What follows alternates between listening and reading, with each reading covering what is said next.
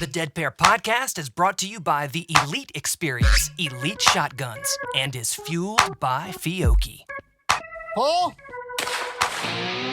Welcome to the Dead Pair Podcast, coming in hot with everything you want to hear about sporting clays. Guy Fieri. How are you, gentlemen? Thanks for having me. Anthony Matarese Jr., how you doing tonight? I'm doing pretty well. Welcome back, David Radulovic.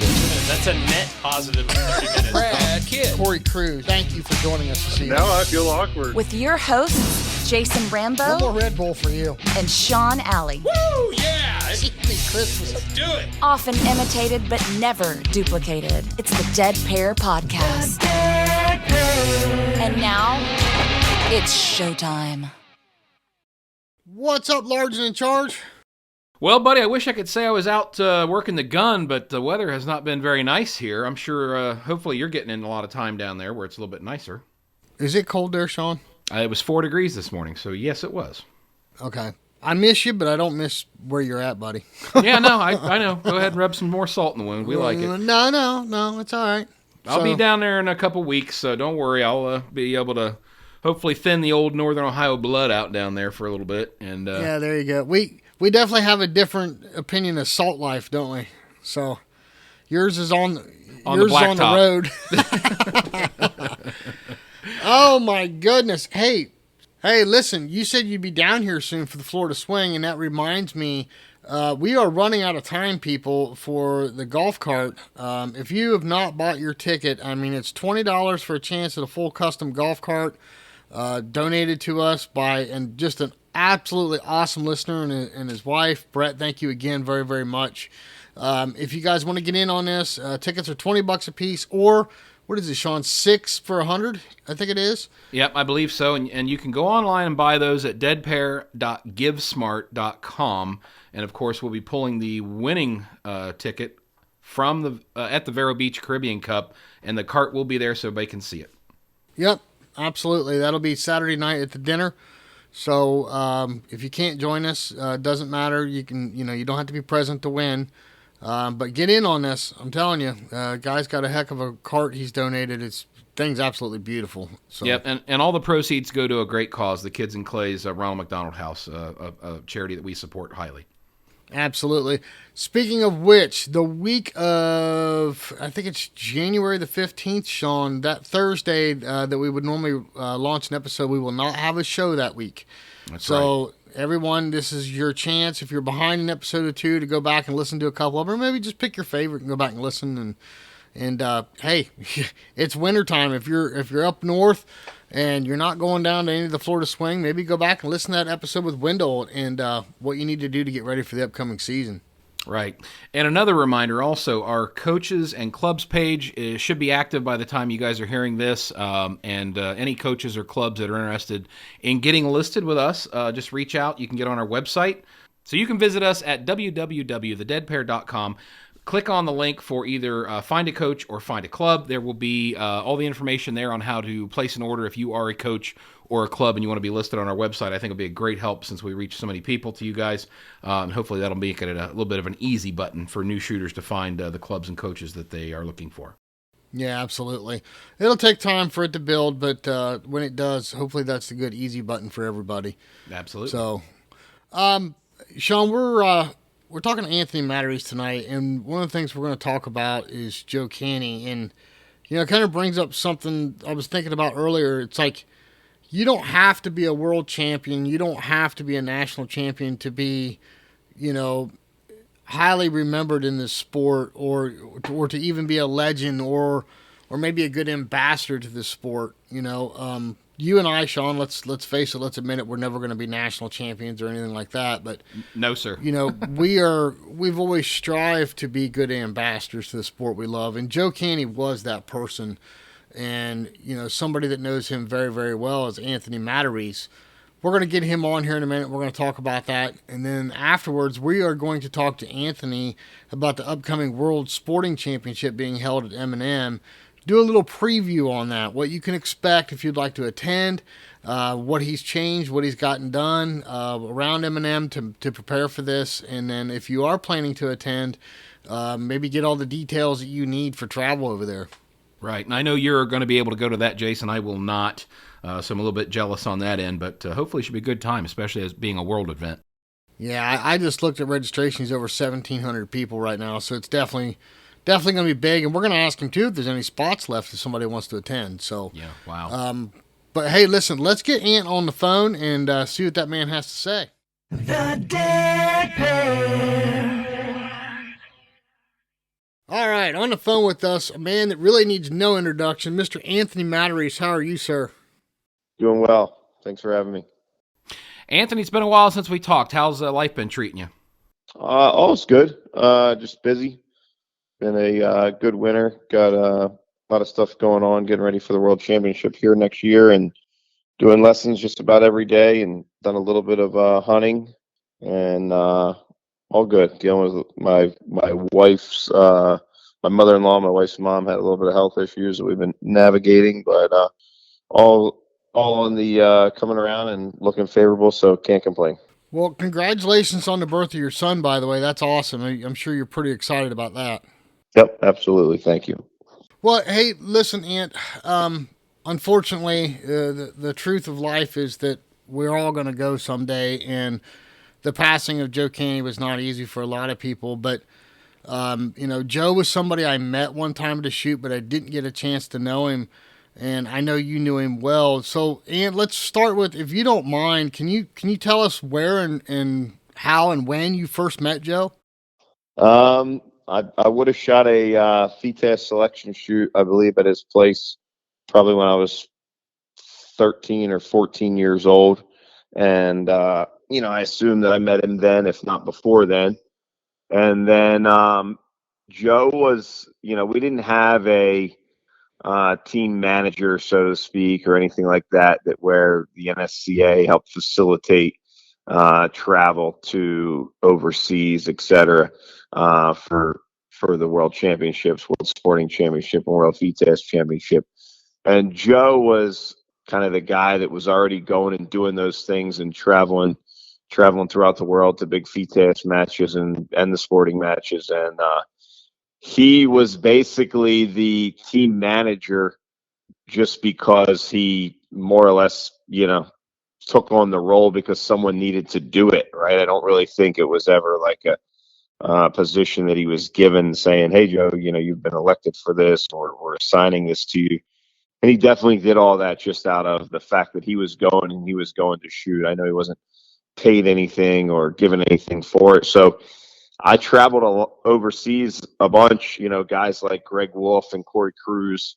We were juniors, 14, 15, 16 years old, 17, all the way probably through our 20s. And Joe was kind of the guy that helped us figure out. He would send out an email and basically say, hey, book this hotel.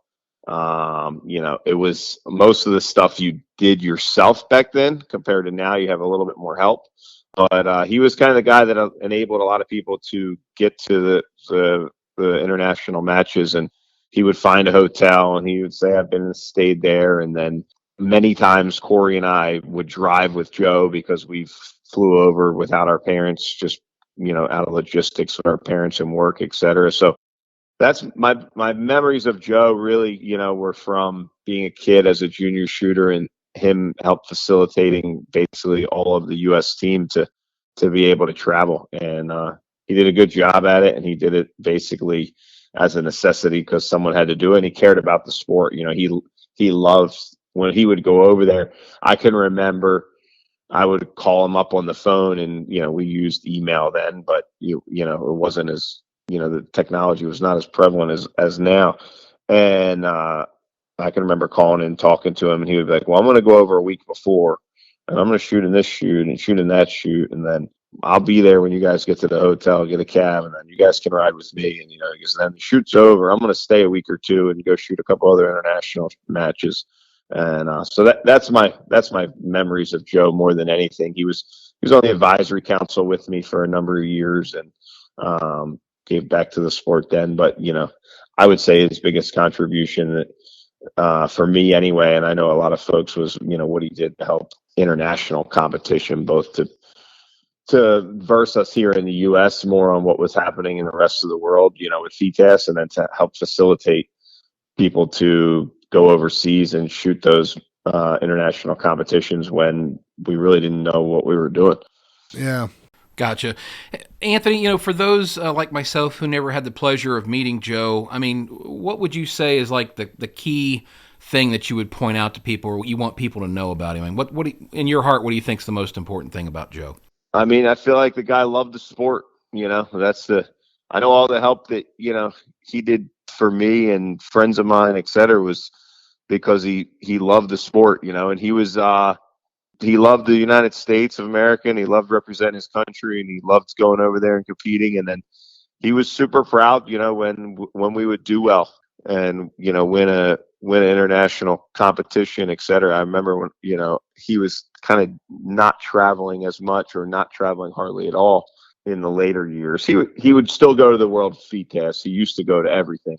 But when I won the World Sporting, I remember he called me and left me a message, congratulating on me being the first American. And he remembers us being there when we were 14 years old, and him helping us, so he cared about the sport, he cared about international competition. He cared about our country becoming more recognized. I would guarantee you, without asking, he was not a type of guy that talked a lot, right? He was a friendly guy, but he's not the type of guy that's going to sit there and run his mouth, and, I would bet my last dollar that, he was extremely proud of our country to see what we used to do in international competition 20 years ago and see what we do in international competition now, and even longer than 20 years ago.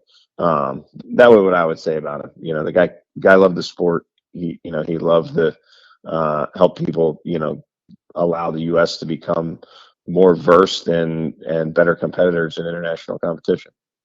That's fantastic. Yeah. That's near and dear to Jason and I's heart, believe me. For sure. So, Ant, is there one memory that sticks out the most about Joe? Maybe a funny story or whatever. Is there one memory in particular that sticks out the most for you? There's a bunch. I mean, some of them are probably shouldn't even be talking about publicly, but most of those reasons would be to incriminating, myself and some of my leaders when we were younger. But I mean, I can remember. Here's one. It's we were in Germany. Corey Cruz and Greg Wolf were rooming with each other, and I was rooming with Will Fennell. And a long story short, we were in the room below them. They started throwing stuff out the window into mine and Will's room, wadded up paper towels and toilet paper. And, I stuck my head out there to see what's going on. They dumped a trash can of water on my head. Then it turned into, taking the gun oil that they gave us in the shitter pack and shooting it up at each other. This is just a, open window, in Germany in a small city. And I remember that Joe was there and he was the manager, and he was down the front desk the next day, and he had no idea any of this is going on. And then they're requesting that we have to hire a high reach cherry picker to come in and clean the side of the building and the and the overhang. And Joe's going, do what? Few stories like that. We were a little bit rowdy, but it was all in good fun. So a few times like that, Joe covered up for us and said, well, I'm not sure what happened. We'll take care of it. Don't take us any further than that.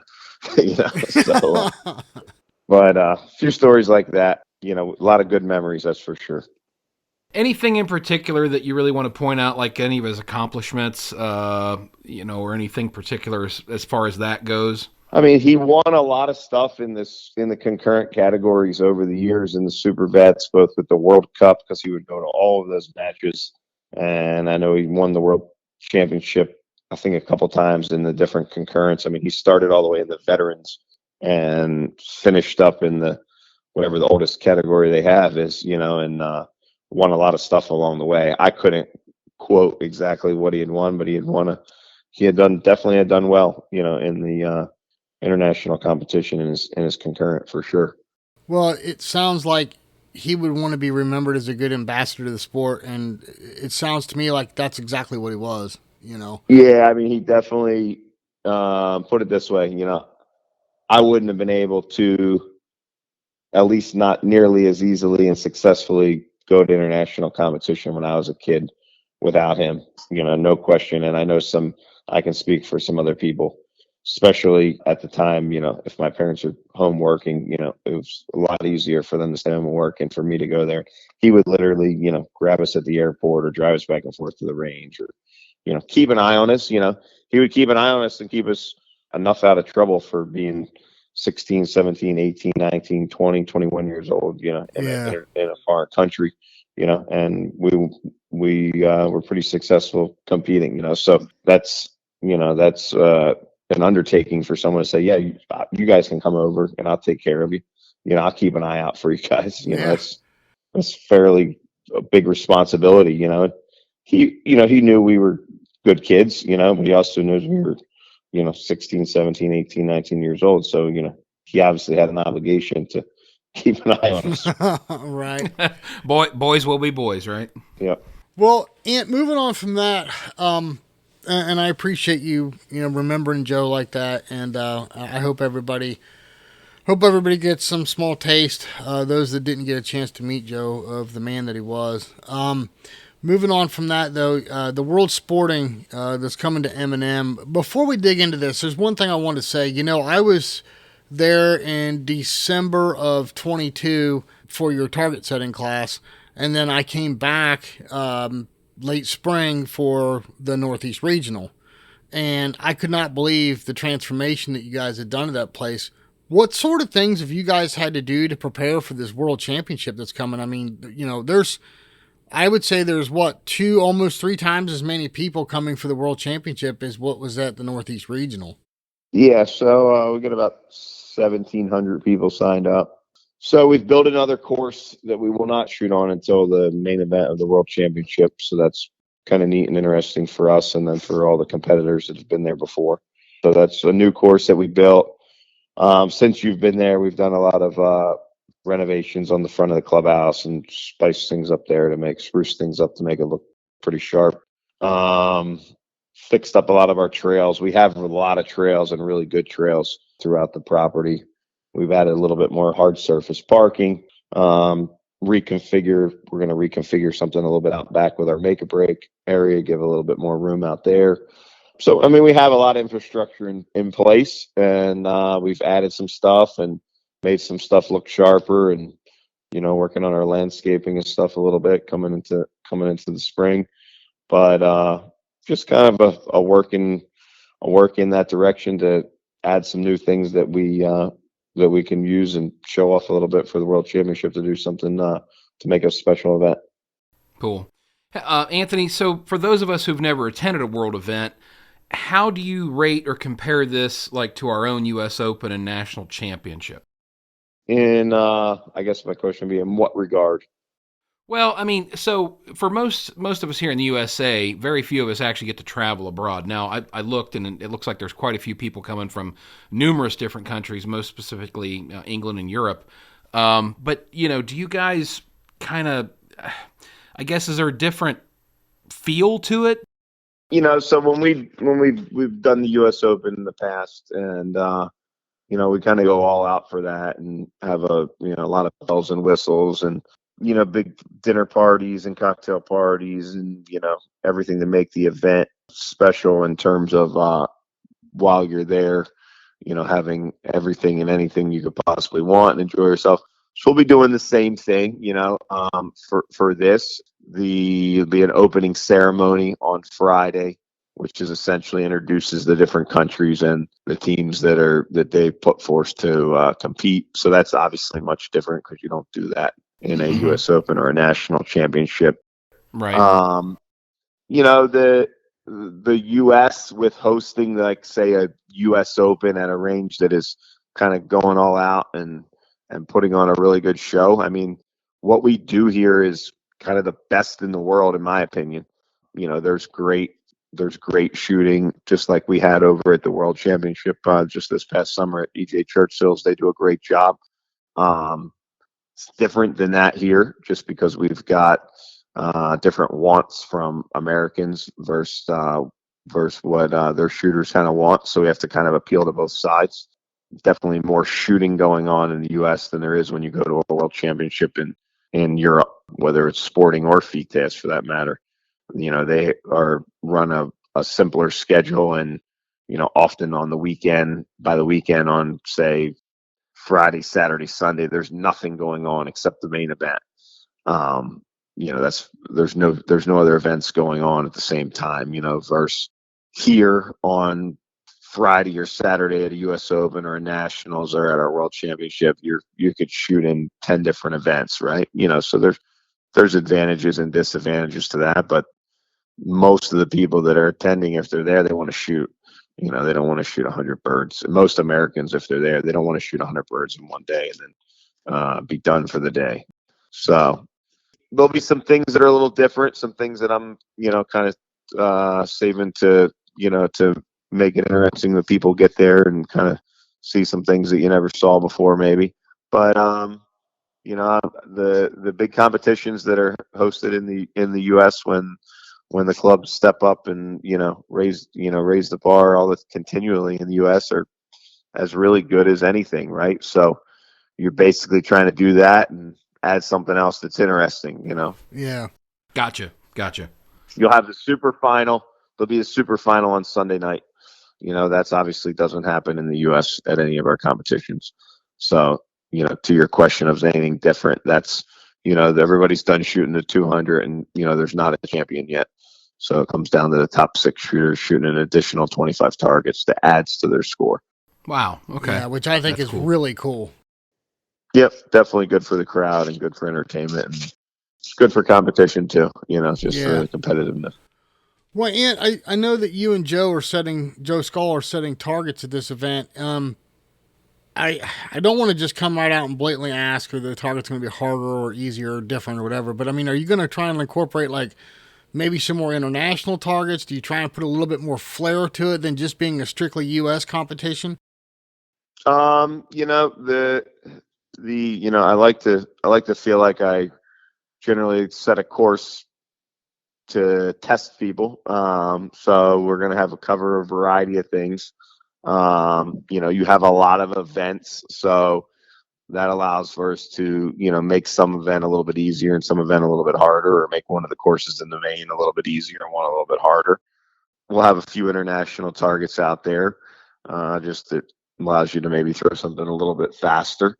But you can throw a plenty good fast target with our regular pheasant target as well. Yeah. In my opinion, there's less difference in an international target than there is in a pheasant target.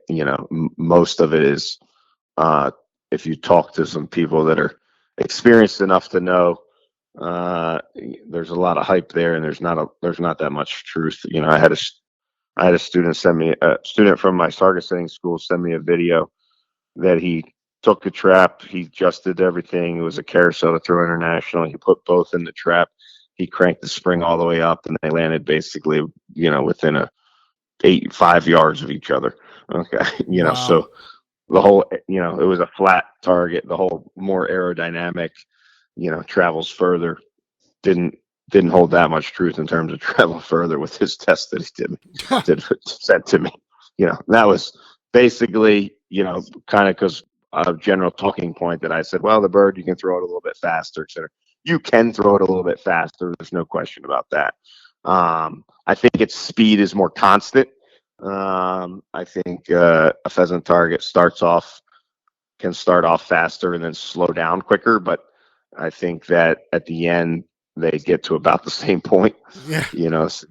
Theoretically that would make an international target, in my opinion, would be easier, because you have a more constant deceleration versus a less linear deceleration on a pheasant target. If what this guy held true is, if this guy sent me the video and they land within 5 yards of each other, and the one's more aerodynamic, then their speeds of deceleration are different, right? So, do you think some of that hype, Anthony, around that maybe comes from a comparison to a 110 versus like a 108 bio, and not necessarily a pheasant? could be, I think a lot of it comes from comes from shooters that are pretty experienced going overseas at times in the last 20 years, getting their ass kicked and coming home with a good excuse. That's where I think most of it comes from. Nice. Hey, Anthony, I know you mentioned that your numbers are already up to like 1,700 plus. Would you think that's a pretty typical turnout for this type of event? And the reason I'm asking is, do you think the recent stuff going on with the economy, the inflation, all that stuff has affected the number of shooters that were coming this year? Well, it's interesting. It's by far going to be the largest one in the U.S. by almost 700 people. Oh, wow. They hosted the World Championship. Historically, the World Championship, when it was in the United States, would go to San Antonio every year, just to the complex. Would go from England to the National Shooting Complex. 2015, I believe, they changed the rule, and every other time it comes to the U.S., it travels throughout the country. So 2015, it went to South Florida Shooting Club near, just north of Palm Beach, and they only had 550 shooters at the World Championship in Florida at South Florida Shooting Club. And then we went back to San Antonio in 17, and then in 19 it was at Northbrook, and they had just over 1,000. So when I bid for the World Championship and received the World Championship, the first thing that I did, with the NSCA's grace, I'm not sure if they knew how far I was going to take it, but regardless, they gave me permission. They have a logo that they started using between the United States and England. It says World English on it. Okay. And I removed the word English. Okay. It's not to have anything against Great Britain or the English, because in the United States, we do not call sporting clays English sporting. No one does. There's not a single redneck in the United States that shoots sporting clays that knows what English sporting is. Right. But there's a million people that know what sporting clays is. So, in my opinion, the championship in the United States has been branded incorrectly for the last 20 years. I'm huge on brand and huge on consistency with my businesses, my shooting school, M&M, anything that I do. And I think the marketing has been poor, and I think the branding has been poor. So I changed it to the World Sporting Clays Championship, which it is. And when we opened registration, I sent out the emails. It was going to open up to the mass email list we have, and the NSCA sent it out, and they had no issue with what we were calling it. We just dropped the word. Instead of World English Sporting Clays Championship, it's World Sporting Clays Championship, because that's what we call it here. And when we opened registration, we had 1,300 people in less than 24 hours signed up. Yeah. Wow. I have a hard time believing that, I know people want to come to my venue. I know people maybe want to come to the World Championship because I'm setting the targets, et cetera. I have a hard time believing that it's just because of my venue, just because I'm setting the targets, and just because of the place we are in the, economy, whether we think it's good or bad or indifferent. I think it just makes sense that some guy in Virginia, North Carolina, somebody that's in driving distance, gets the email and he goes, I'm going to go to the World Sporting Clays Championship this year. That's awesome. Okay. Yeah. And when you send him an email that says, would you like to attend the World English Sporting Championship? He doesn't even know what it is. Okay. Yeah. So the chances that he instantly says he wants to go is less. I don't know how many times in the last 10 years I was giving people lessons, and, the guy might go, what's your next tournament? I go, I'm going to San Antonio for the World Championship. They go, really? The World Championship's in San Antonio? I go, yes. You would have seen it advertised as, the World English Sporting. And he goes, well, what is that? Okay. I go, it's the World Sporting Clays Championship. It's not FITASC. It's the World Sporting Clays Championship. Oh, I saw that, but I thought English Sporting. I didn't know what that was. So I could have went to that, or I had to qualify. Question I would get. No, Okay. You could have went to it. Oh man, he goes, I would have loved to have done that. I'm going to the US Open, but I went to the US Open last year. I would have liked to went to the World Championship. This is a guy that's in masterclass. I've been shooting in my local area for 10 years. Wow.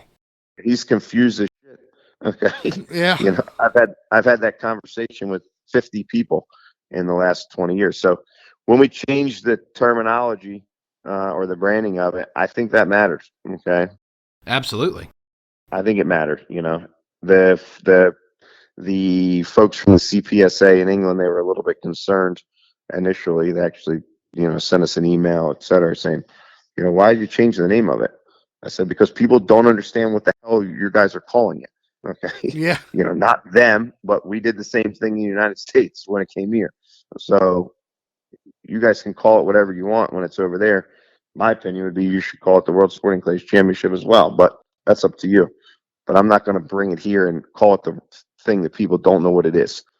Right. Wow, that's interesting dynamic. I mean, I would have never dreamed that just dropping that is part of what. I could be wrong, But no, it makes sense though. Maybe I would have called it that. I would have had the same number of people, but I don't think so. Yeah. Well, Anthony, in the same token, I mean, as many people that have signed up, is there room left if anybody still wants to sign up? There's a few slots, right? So what's happened, if you would have looked about, 3 months ago, you would have went, holy mackerel, I can't even get in the main event. I can't get in this. I can't get in that. We had to squad some different teams. We had to squad the English team. We had to squad the U.S. team. That alone is like 60 or 70 people. We had saved like 100 spots to be able to squad those people. And a lot of those people had already signed up as individuals because they did not realize if they're going to be on the team or not. Okay. So, for example, let's say Zach Kienbaum signs up because he wants to make sure he's in. Then he makes the team. Okay. So I had already saved him a spot in all the events and all the other his fellow team members as well. And then he was already signed up. So in the last couple months, as we've assigned the teams and squatted the teams, we've opened up about 100 spots across some different events. You can still shoot FITASC pretty much anytime from Tuesday to Sunday. You don't have to do it early in the week. There's spots all the way through the week. There's some prelim spots earlier in the week. There's some 5-stand spots earlier in the week. Main event, you can shoot any rotation anytime. We got spots for that. So there's plenty of stuff to shoot. If someone wants to attend the World Championship, go on Score Chaser and get signed up because there's plenty of stuff to get you slated in for. And then we'll have some openings. When you have like a big rush of registration like that, people sign up to make sure they get in. And then, it's possible we could have another 50 cancellations or more. We've already gotten a bunch because we've reached out to folks and to ask them to cancel if they weren't going to attend. If anybody's listened to this and you've signed up, go ahead and get canceled out for you. We'll still give you a full refund so we can get some other people in there. Well, Ant, I know we've discussed this before with other shoots you've had, but do you want to just go ahead and run down through the gauntlet real quick as far as like closest airport, hotels, restaurant, camping, all that kind of stuff, just so that way people know the amenities close by? Yep. So we are 22 miles from the Philadelphia airport, which is super easy. We're about 70 miles from the Baltimore Washington International Airport. It's about an hour and 15, 20 minutes to get there, but Philadelphia Airport is literally, you can be at the range in less than a half hour. That's the place to go. There's hotels. We still have hotels that are 11 miles away that are available. Holiday Inn is available 11 miles away. We've got stuff in Delaware within 10 miles. Just have to go over the bridge, but that's not a big deal because there's a lot of good restaurants over there as well. From a standpoint of landing at the airport, traveling to the range, going to your hotel, you're not going to go anywhere easier or closer than coming here. You can literally, most of the hotels, if you leave the airport, you're at your hotel within 15 minutes, and then you're halfway to the range, and you go another 10 or 15 minutes, and you're at the range. So plenty of hotels. We still have stuff there. We have great food in our area. I'm kind of a food connoisseur and go out to dinner every week with my wife somewhere, and we're going to have a whole list of excellent restaurants where within 30 minutes you've got some of the best dining you could go to anywhere in the world, really. No doubt about that. I can vouch for that one. Yeah, got some really good food in our area. And then if someone wants to make a trip out of it, you're 2 hours, to do some other things and do some sightseeing, or while you're here, bring your wife or stay an extra day or by yourself or whatever. You're about 45 minutes to an hour from the ocean. It's a little cold that time of year to be swimming, but you can go to the beach. We have casinos nearby. We're 2 hours from New York City. We're 35 minutes from Center City, Philadelphia, which you have anything in the world you'd want to do there if you're like the city.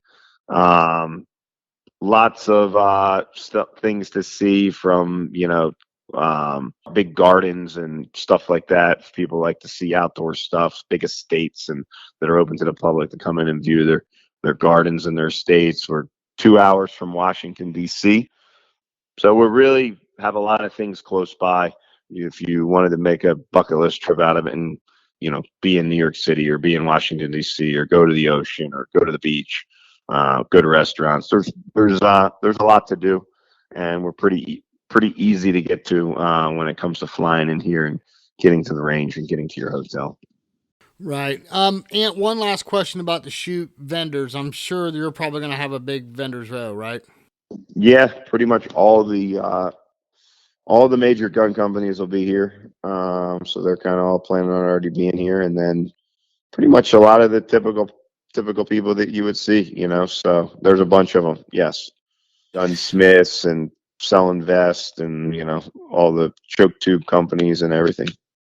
Gotcha. Well, Anthony, switching gears here, and again, you don't have to answer this if it's not valid, but off topic, we got a little rumor going around the Nationals that you were going to be switching from the DT11 to the new SL2. Is that so? And if so, how's that transition been going? I leave tomorrow to go to the advisory council meeting in San Antonio. I'm on the advisory council.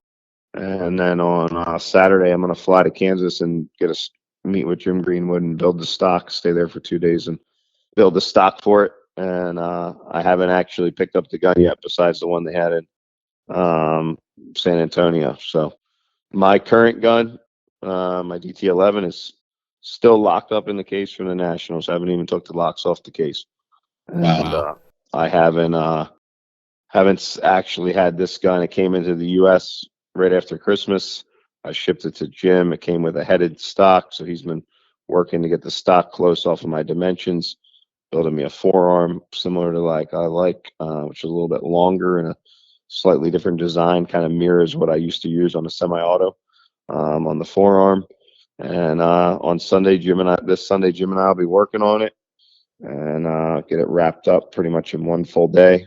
And then he's going to finish it out for me, and hopefully I'll have it back in early February.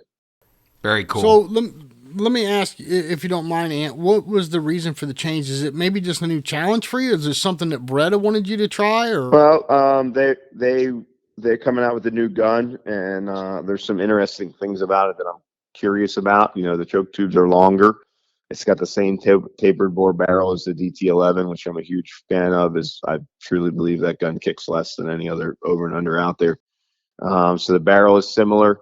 And actually on this one, though, it starts off and tapers all the way down to a 723 bore barrel. So it'll be interesting to see how it patterns. I think it'll pattern even better than the DT11 barrel, which I really like the barrel in the DT11. I think it's one of the biggest attributes of the gun, is that the recoil with the barrel and the patterns with the barrel are really good. The product manager at Beretta, when they talked about the DT11 barrel, I was like, I'm kind of not really much on marketing hype related to what a lot of people put out, right? And I was like, when they said the barrels are going to pattern better and kick less, and I'm like, yeah, sure, how's a barrel going to kick less, right?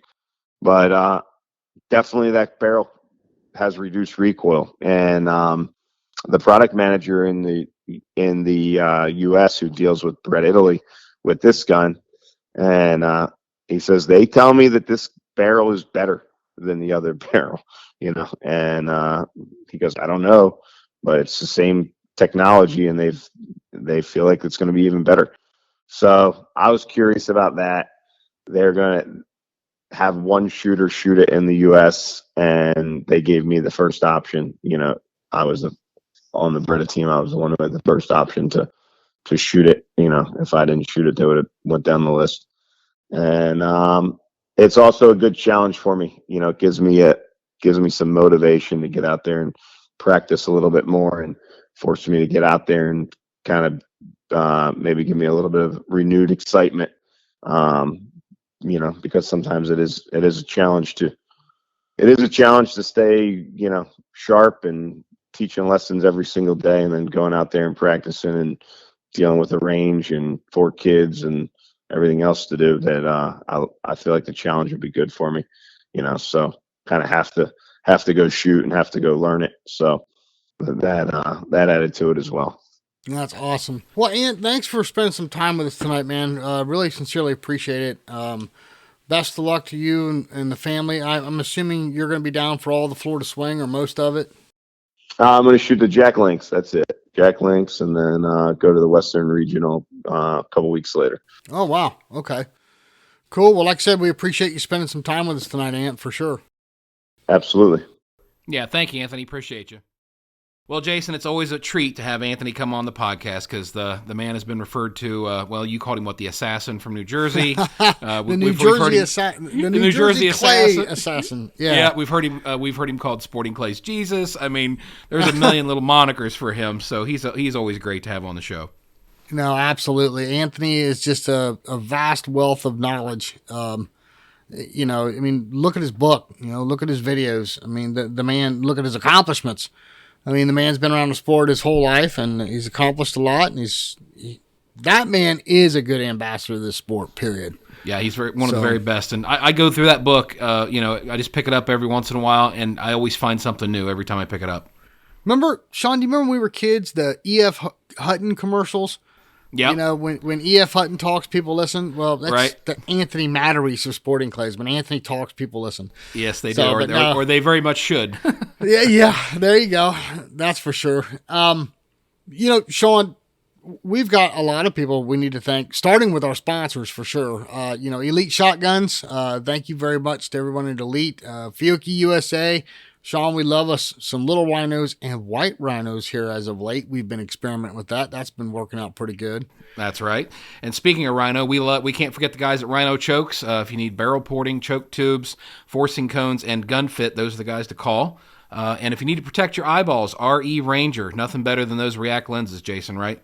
Yep, absolutely. And it's funny, I was just having a conversation with Tom Morgan the other day, and the man sells all brands of glasses, okay, not just Ranger. And he's, him and I said, he's like, that there's nothing like the React on the market, period.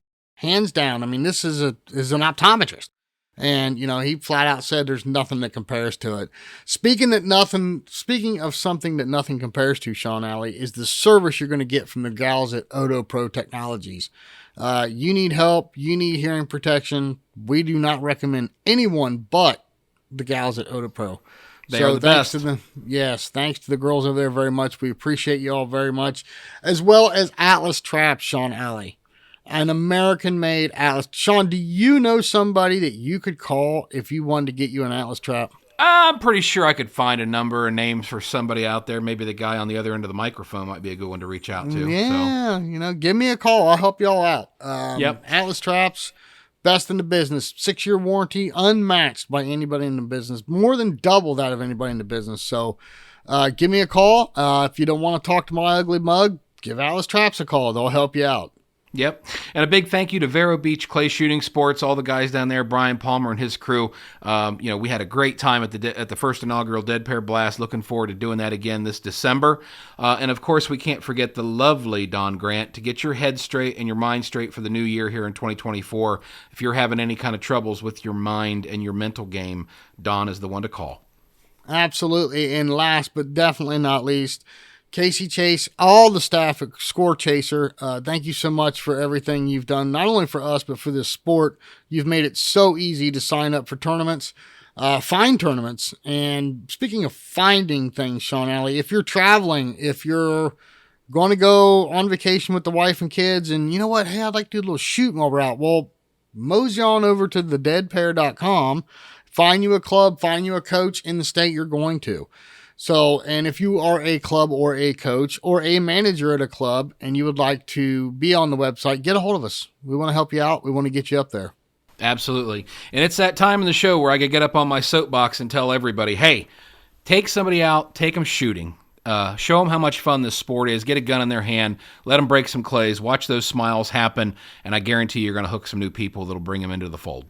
And let's not forget about the Dead Pair Challenge, Sean Alley. I challenged you, take one new shooter a month for 2024. That's 12 people you're going to introduce to this game. Take them out, show them how much fun this is. And I challenged everyone. It's the Dead Pair Challenge. Everybody, take someone new shooting. We're serious about this. Yep. We want to grow the sport that we love so much. You heard Anthony earlier talking about Joe Cantey and how much he loved the sport. You can do the same thing. You can get right out there, take people shooting, and get them introduced to this. Like you, Sean, you said all the time, get a gun in their hand, get them to try this. So yep. Show them the safety and let them start busting some birds. It's a lot of fun. It sells itself. It does. It does. And one last thing, don't forget, if you haven't already got your golf cart tickets, even if you already have, you know what?